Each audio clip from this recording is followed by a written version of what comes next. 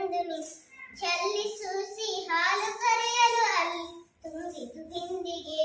ಸತ್ಯವೇ ಭಗವಂತನೆಂಬ ಪುಣ್ಯ ಕೋಟಿಯ ಕಥೆ ಇದು. ಸತ್ಯವೇ ಭಗವಂತನೆಂಬ ಪುಣ್ಯ ಕೋಟಿಯ ಕಥೆ.